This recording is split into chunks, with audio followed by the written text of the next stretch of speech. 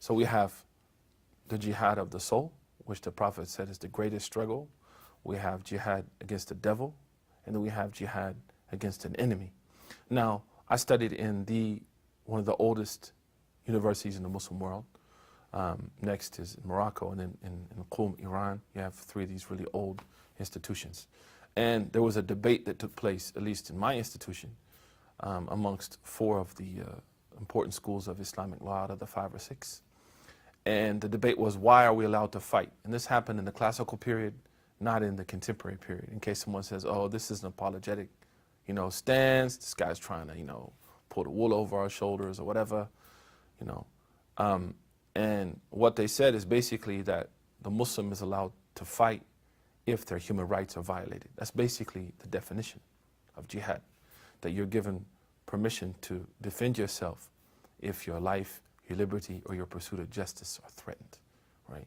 Now, I don't really see how that differs with anything that you find in any other society.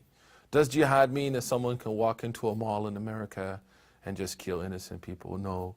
Does jihad mean that as an American citizen I could have, SJS, sudden jihad syndrome, and flip out at Six Flags?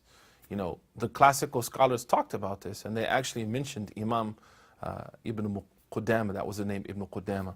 He said very clearly that the Muslim who lives amongst non-Muslims and attains what he considered at that time citizenship, which was considered a trust. They didn't have passports then, right? And ID cards.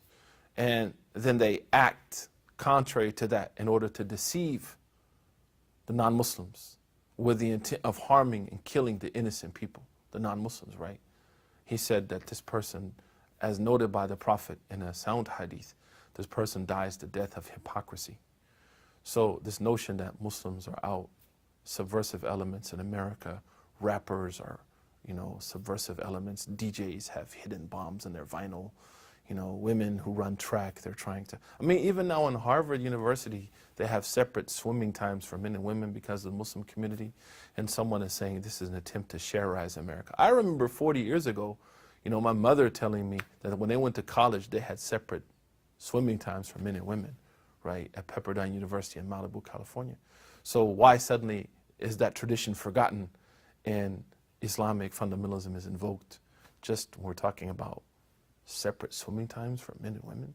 A Six Flags Muslim Day is suddenly turned into some kind of, gathering of violent extremists, man, little kids eating cotton candy and drinking pop. So I would say that definitely this concept is misunderstood, and the Prophet referred to spiritual jihad, jihad to be a father, to be a dedicated citizen, to be good to people, to look after the plight of the poor, the weak, to be concerned about others. All that is jihad nafs, the struggle of the soul.